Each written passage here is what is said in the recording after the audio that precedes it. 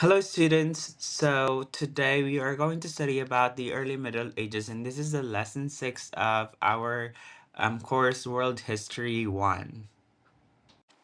So, in terms of geography, Europe was a frontier land. It has vast natural resources, a lot of things that you can use in their land. Also, when it comes to soil, it was well suited for raising crops, which has been very beneficial for their kingdom or for their area.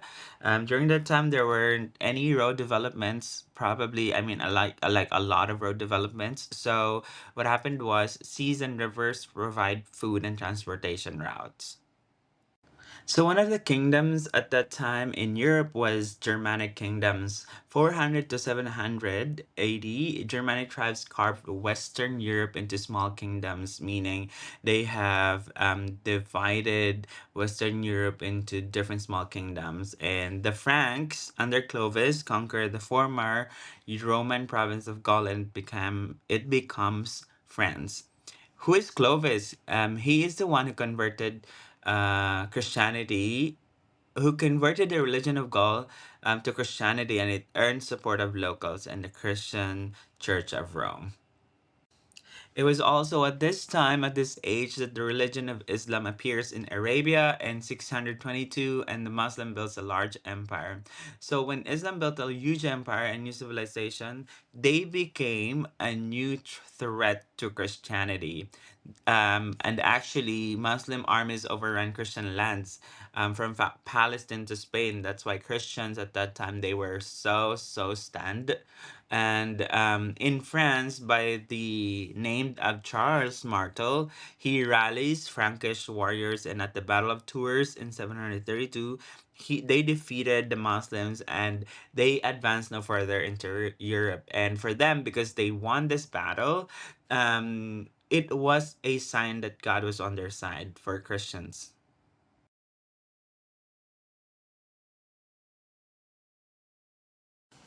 One of the individuals that has been known in the age of early Middle Ages is that it's Charlemagne. He is called by Pope Leo III to help crush the rebellion by nobility in Rome. And in gratitude or to give thanks to Charlemagne, the Pope crowned him Emperor of the Romans on the Christmas Day. And this wasn't a good situation for the Roman Empire, and that's why there has been a split from the East and the West. So, what Charlemagne did was he tried to unite Europe into a Christian empire. He appointed nobles to rule over local regions, and he founded a school at Aachen wherein he revived the Latin learning. Most are like all of the curriculum was based on Latin learning. So, he contributed by making all of these decisions in the Christian or in the Christian Empire. But it ended because Charlemagne died, and the empire actually split into three regions by grandsons in Treaty of Verdun. The empire was plagued by invaders such as Muslims from Spain and Sicily, Magyars, invaders from Hungary, and Vikings who would later set up a short-lived colony in North America under Leif Erikson in 1000 AD. And because Christian empire has gotten weak, also because of how the Muslim would try to invade them, there has been an emergence of feudalism. And in the wake of invasions, a new system called this one, where lords granted lands to vassals in exchange for a military service. And the land granted to the vassal was called a fief. So during the time, there has been fiefdoms, and it's ranged from a few acres to hundreds of miles and included land, peasants, and villages. During the early Middle Ages, the world of nobles has also been introduced. So, for feudal nobles, warfare was a way of life. Young boys began training at the age of 7 for them to become a knight. And he learned, a person who is being trained learned how to ride, fight, and maintain his weapons and armor. And because of warfare, Powerful lords fortified their homes into castles. Castles often protected strategic river crossings, harbors, and mountains passes. Castle dwellers stored food and water for long sieges. This is the example or the castle back in the early Middle Ages. And the noble women took an active part in this warrior society by running the estate in the absence of their husbands or fathers. And in time, knights adopted a code of conduct called chivalry. What is chivalry? Chivalry, it required them to fight fairly and even treat a captured knight well. The code of chivalry governed relations between noblemen and noble women and required women to be protected and cherished. For the peasants and manor, their lifestyle is that the heart of medieval economy was them and the lord estates. On the other hand, peasants made up the majority of feudal society and most lived and worked on the lord's manor. The manor economy was based on farming and self-sufficiency.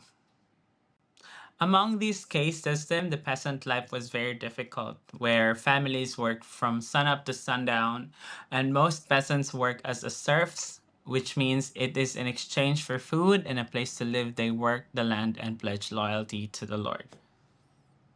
Regarding the church during medieval age or dark middle early ages is that the church becomes the largest institution during this time. The parish priest was the only contact that most had in a manor village with the church. So priest duties included giving of sacraments, marrying and baptism and burial rites.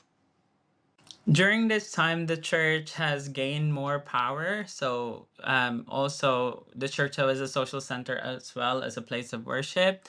And they also, the villagers or the villages took pride in decorating their church, and the church required a tithe be taken to support itself based on biblical doctrine. And also, church taught that women were equal before God, but weak and should be governed by men. So many men and women chose to become monks or nuns at that time. Monks and nuns improved life in the Middle Ages by caring for the sick and poor, and many also set up schools for children. Another one is that monasteries, or maybe in our modern age, it's like seminaries or Bible schools. They also performed a vital function by copying ancient works and preserving them.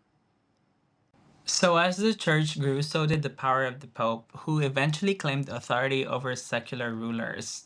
The church had great power over people because it decided who could achieve salvation. At that time, nobles were often appointed as clergy within the church because they are probably more trusted. The church developed its own body of law, canon law, and its own courts. Penalties included excommunication and interdict. Some religious people wanted to reform the church because its very success had brought problems. There is the group, the Cluniac. Reforms were designed to address corruption within the church and the problems such as the marriage of priests because they were not allowed to get married, simony, the selling of church offices, and to end the practice of allowing kings to appoint church officials. They would see this as a problem because um, there is a lot of discrepancies with it that comes with it. There's also has been economic expansion and change. So by 1000 after death, economic recovery was well underway through new technology and practices which led to increased food production. New iron plow replaced the old wooden one, which makes it a lot easier, better, and faster for them. Windmills allowed for the use of mills without a water source, and the three field system allowed for peasants to produce more crops.